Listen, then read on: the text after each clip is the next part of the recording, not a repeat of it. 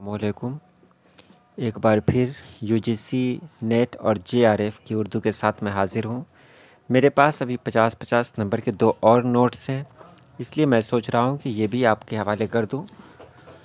تو چلیے سیدھے سوال کی طرف آتے ہیں۔ سب سے پہلا سوال ہے، میر تقی میر کی ولادت کس شہر میں ہوئی تھی؟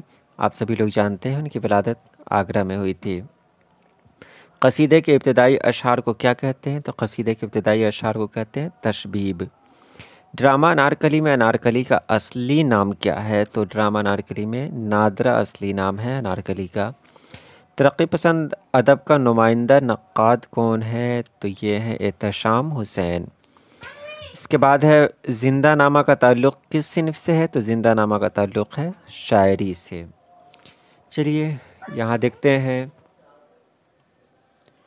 فورٹ ولیم کالج کس سنہ میں قائم کیا گیا تھا؟ تو اس کا صحیح جواب ہے فورٹ ولیم کالج 1800 میں قائم کیا گیا تھا۔ اس کے بعد 7واں نمبر ہے، فسانہ آزاد کس اخبار میں قسط وار شائع ہوا تھا؟ تو فسانہ آزاد اودھ اخبار میں شائع ہوا تھا قسط وار۔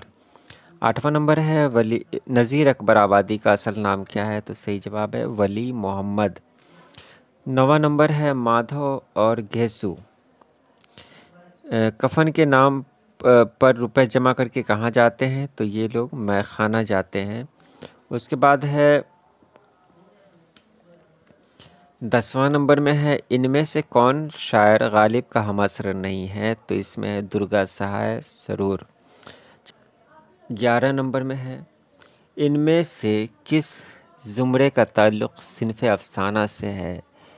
تو اس میں بی ہے، یعنی واردات، دانہ و دوام، پتھ جھڑ کی آواز، یہ سبھی افسانے ہیں۔ 12 نمبر میں ہے، مسعود حسین خان نے کس علاقے کو اردو کا گہوارہ قرار دیا ہے؟ تو اس کا جواب ہے ڈی، نواح دہلی۔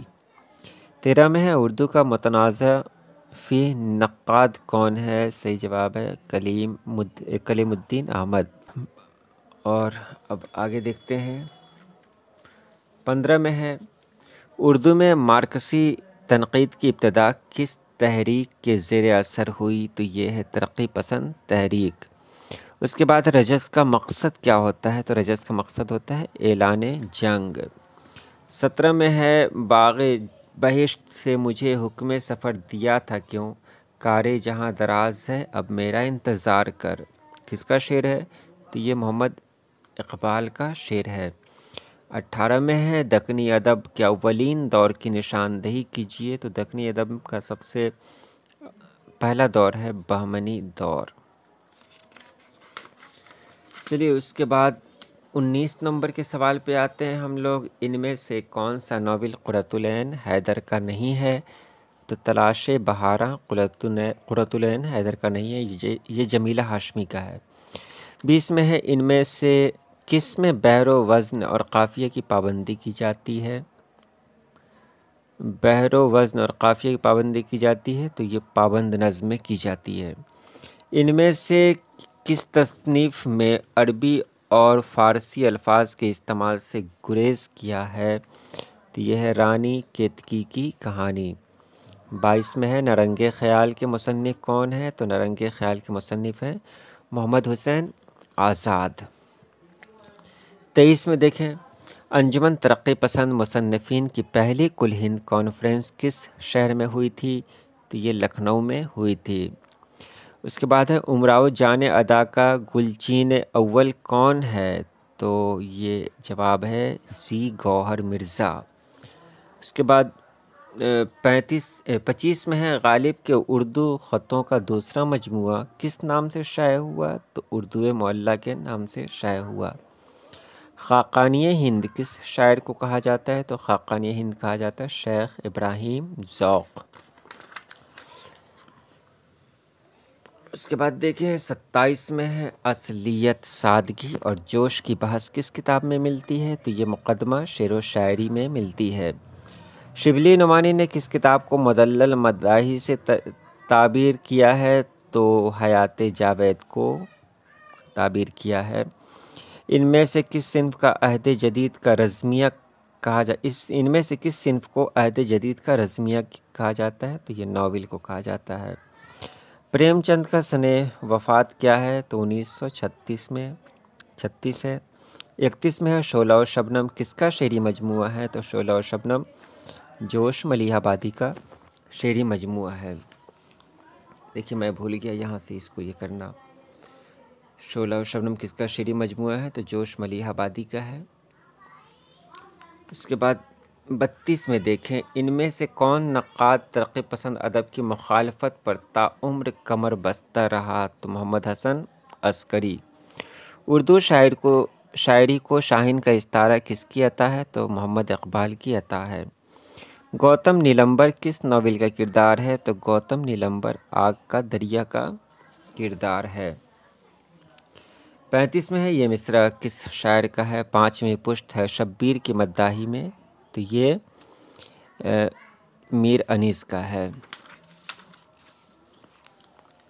اس کے بعد ہے نیچرل شاعری کی طرف کس نقاد نے بار بار توجہ دلائی ہے؟ تو الطاف حسین حالی نے دلائی ہے۔ ذیل میں سے کون سا جزو مرثیہ کا نہیں ہے؟ تو ہے گریز۔ 38 میں ہے شبلی کی تصنیف سیرت النبی کی تکمیل کس نے کی؟ تو اس کی تکمیل کی سید سلیمان ندوی نے۔ 39 میں ہے خالق نے دیے تھے 4 فرزند، دانا عاقل ذکی خردمند، اس شعر میں کون سی صنعت برتی گئی ہے؟ تو الف لف و نشر۔ 40 میں پریم چند کے صحیح قول کی نشاندہی کیجیے۔ تو پریم چند نے کہا تھا اب ہمیں حسن کا معیار بدلنا ہوگا۔ 41 میں ہے صحیح زمانی ترتیب کس زمرے میں ہے؟ صحیح جواب ہے سی، علی گڑھ تحریک، رومانی تحریک، ترقی پسند تحریک، حلقہ ارباب ذوق۔ اس کے بعد ہے 43 میں ہے صحیح جوڑ ملائیے، تو یہ ہے پریم چند، اسرار معابد، میدان عمل، گؤدان، تو یہ سی ہوا۔ اس کے بعد ہے 43، ان میں سے کس عنوان کا افسانوی مجموعہ ضبط کر لیا گیا تھا؟ تو یہ جواب ہے بی، انگارے۔ اس کے بعد ہے افسانہ لاجونتی کس مصنف نے لکھا ہے؟ تو یہ راجندر سنگھ بیدی نے لکھا ہے۔ آگے ہے ان میں سے کس شاعر نے سر سید تحریک کی کھل کر مخالفت کی؟ تو اکبر الہ آبادی نے کی۔ اس کے بعد ہے 46 میں پریم چند کے آخری ناول کا نام بتائی، تو پریم چند کا آخری ناول ہے گؤدان۔ اور اس کے بعد میر تقی میر کے اردو شاعری کے کتنے دیوان ہیں؟ تو 6 دیوان ہیں، آپ کو پتہ ہی ہے۔ سبرس میں عقل بادشاہ کو کس ملک کا حکمراں بتایا گیا ہے؟ تو عقل بادشاہ کو ہندوستان کا حکمراں بتایا گیا ہے۔ حسرت موہانی ان میں سے کس کے ایڈیٹر تھے؟ تو اردو معلیٰ کے ایڈیٹر تھے۔ اور 50 میں مثنوی پھول بن میں کتنے مرکزی کردار ہیں؟ مثنوی پھول بن میں کتنے مرکزی کردار ہیں؟ تو اس میں 3 مرکزی کردار ہیں۔ 50 نمبر کا یہ سوال میں نے آپ کو بتا دیے۔ میرے پاس جو کچھ ہے میں آپ کے سامنے رکھ رہا ہوں، اور ایک اس کے بعد اور ہے جو میں انشاءاللہ کل پوسٹ کروں گا۔ چلیے آج کے لیے اتنا ہی، اللہ حافظ۔